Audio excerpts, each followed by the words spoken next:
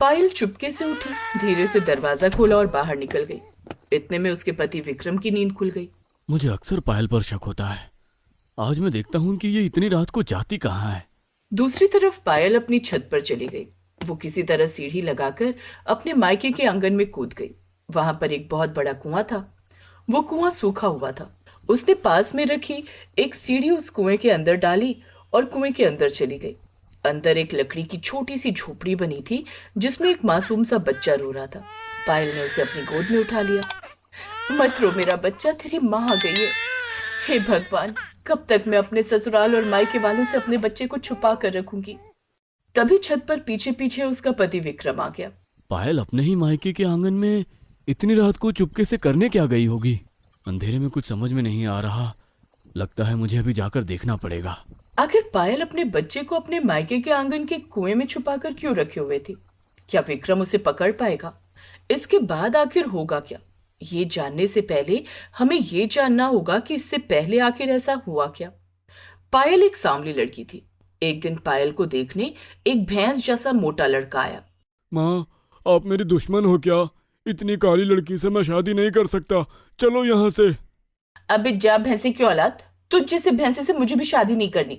माँ, इस कलोटी लड़की ने मुझे भैंसा कहा और आप अभी तक बैठी हो। इतना बोलकर लड़के वाले वहां से चले गए। तभी उसी गांव में उनके घर के बिल्कुल बगल में रहने वाले विक्रम ने ये सब बाहर से देख लिया। आज भी लोग काले गोरे में भेदभाव करते हैं। मैं करूंगा शादी पायल से। मोटे के जाने के बाद विक्रम पायल के घर गया और शादी के लिए उनके घर वालों से पायल का हाथ मांग लिया। बेटा, तू भी जानता है कि पायल को सैकड़ों लोगों ने मना कर दिया शादी के लिए। फिर तू क्यों? चाचा, मैं बचपन से ही पायल को पसंद करता था, लेकिन कह नहीं पा रहा था।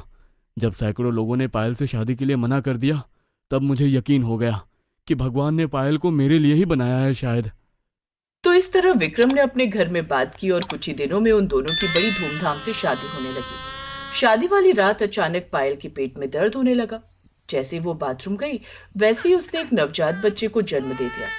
ये घटना पायल को चौंका देने वाली थी।